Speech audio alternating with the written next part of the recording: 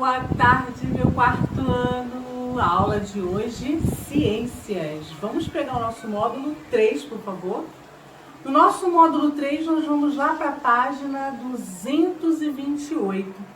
Nós vimos as técnicas, de separação de misturas e nós vamos continuar. Nós vimos filtração e decantação. Hoje, vocês vão acompanhar aí com a tia Joelma a evaporação, destilação e centrifugação. Já aí na página 228, nós vamos começar com a nossa primeira técnica, a evaporação. O sal de cozinha, ele é obtido da água do mar nas chamadas salinas, onde o sal ele é separado da água. Isso é possível por quê? Graças a essa técnica de separação de mistura, a evaporação.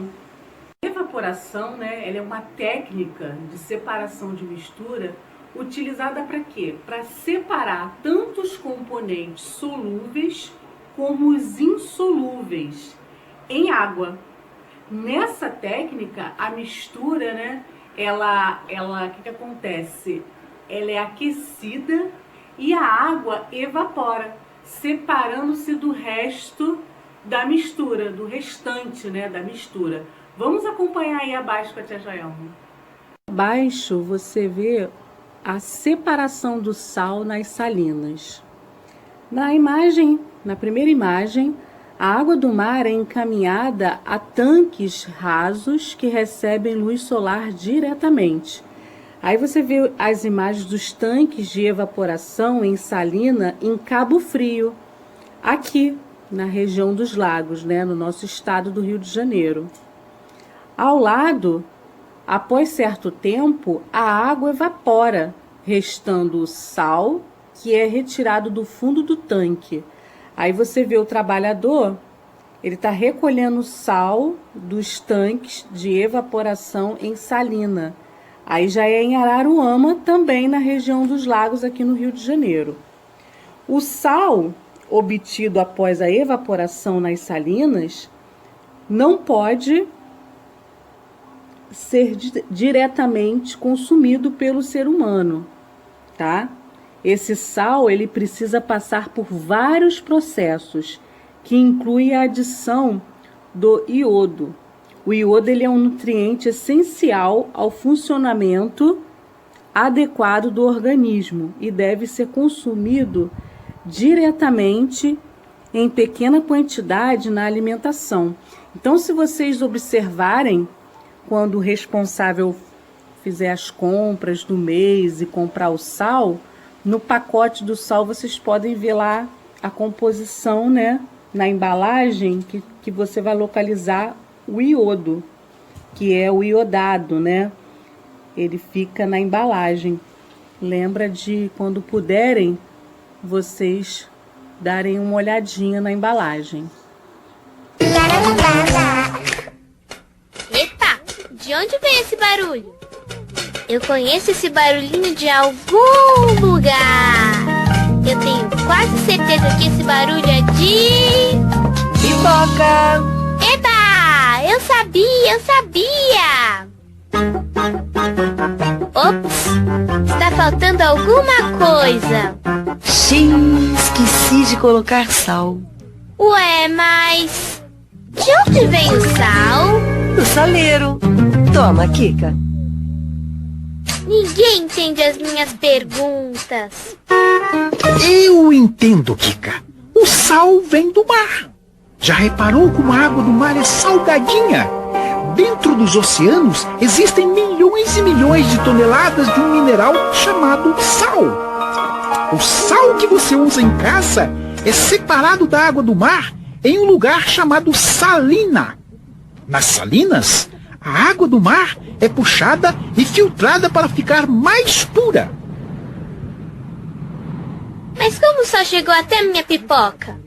Na salina, o sal bruto é retirado por máquinas e levado para a fábrica. Na fábrica, o sal passa por várias etapas de lavagem, em máquinas enormes, para tirar todas as sujeirinhas que vieram do mar. Depois, é colocado em uma máquina que gira rapidinho para que o sal fique bem misturado. Aí, o sal precisa ficar sequinho.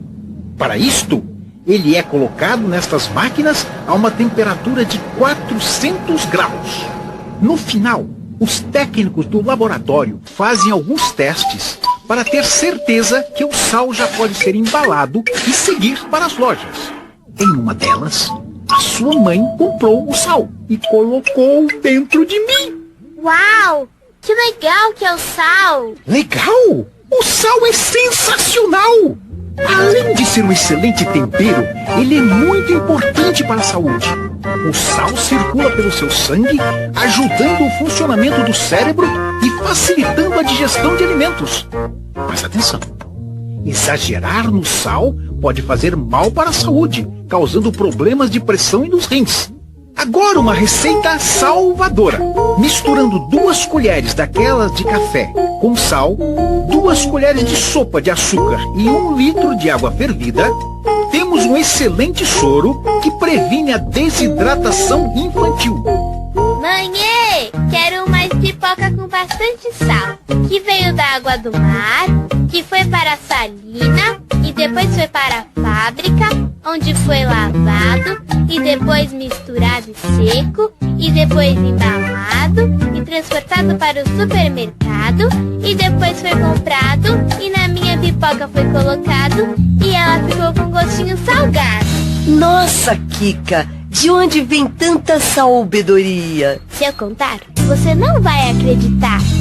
Acabou-se que era doce e que era salgado. Até o programa que vem, com mais um Tião de Bem! Já aí na página 229 a gente vai falar de destilação. Algumas flores, elas exalam cheiros agradáveis. Você acha que é possível extrair da planta o componente responsável por este cheiro? Plantas, elas produzem diferentes materiais. Algumas produzem óleos, que em muitos casos são responsáveis pelo aroma dessas plantas, né? Que tem também, eles podem atrair polinizadores e também afastar esses óleos, afastar o quê? Os que vão estragar essas plantas, os que podem prejudicar essas plantas. Muitos desses óleos também, eles são usados pelas indústrias. As indústrias farmacêuticas, as cosméticas e a perfumaria. Aí os óleos de um vegetal, como no caso aí o eucalipto, né? As indústrias utilizam o quê? Uma técnica de separação de mistura, que é a que a gente está falando, a destilação. Técnica, né, de destilação, ela é utilizada principalmente para quê? Para separar componentes sólidos, líquidos das misturas homogêneas. Veja aí abaixo. As etapas, a primeira aqui, a mistura é aquecida em um recipiente. Na 2, o componente da mistura com o menor ponto de ebulição evapora e passa para o condensador. 3. No condensador, o vapor se resfria e se condensa, retornando ao estado líquido. 4. O líquido é então armazenado no recipiente coletor. Ponto da ebulição. Temperatura na qual um material passa do estado físico para o gasoso. E quais são os estados, né, físicos de mudança aí? Quais as mudanças de estado físico aí envolvidas na destilação? Né, a gente pode ver que é a evaporação e a condensação. E na última página, né, 230, da centrifugação. Ela é a nossa última técnica, né, de separação de mistura.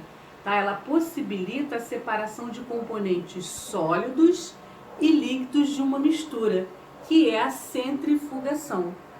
Por meio dessa técnica é possível, por exemplo, a gente separar os componentes sólidos do sangue, como as células e fragmentos celulares, da porção líquida, que é o plasma. Agora abaixo a gente vai ver aqui como funciona as técnicas, né? A primeira aqui, tubos contendo sangue são colocados em um equipamento chamado centrífuga. Então a pessoa aqui segurando um tubo com sangue humano próximo a uma centrífuga. E ao lado,